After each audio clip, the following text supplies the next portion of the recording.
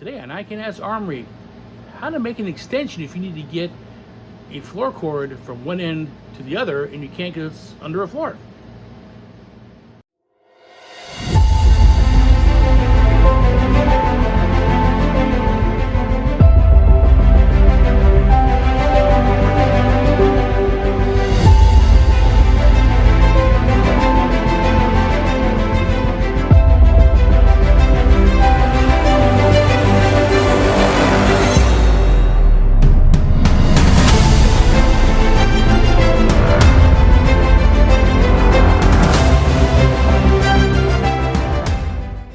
Okay, so situation.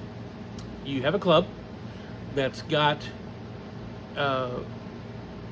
two floor reels, just the floor cords. The floor cords are going under sport court flooring, or some other kind of flooring that you have no access to, come out in the middle and meet the box. Makes me on a table in the middle of the strip. And they put the cables under there just to keep them out of the way so we can walk over and not worry about it. But here's the problem. If you run into a problem with the cable and you can't check the middle, you're kind of in a bad place.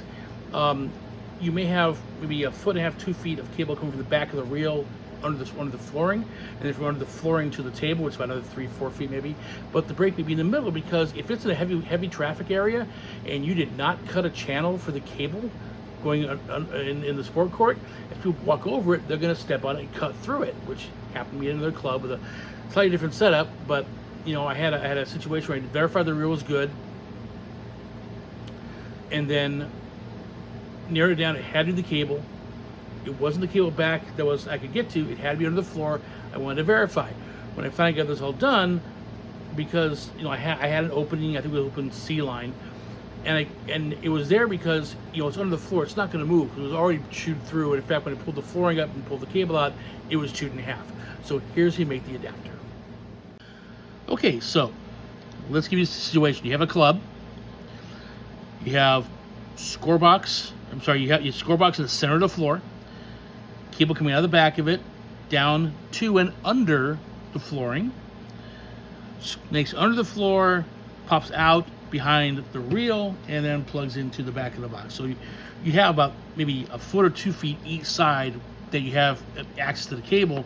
And of course, if you want to verify the cable's good or not, you can't get them together, get to the test box. How do you do that? Well, do that by means of an adapter. Simple FA socket block with 6 4mm receivers in it. They're screwed all the way in, so they do in fact make contact in the block, so there's continuity.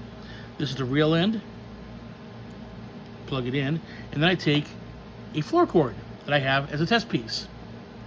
Plug that in the other side, and now this end of the floor cord, other end, would go into one side of my test box, and the other end of the existing floor cord here will go into the other side of the test box, and then I can check it.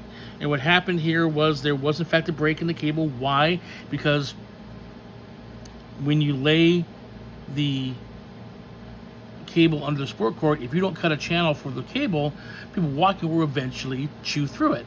And if it's in a very, very high traffic area, it's going to happen more likely. Now, the reel been verified to be good, and I knew the cable was bad. It's under sport cord. It's not going to move, so it's not going to get tugged apart. If it's going to break, it's going to break. Break was verified. Replace the cable. We're done. But that's how you verify if you can't get to it.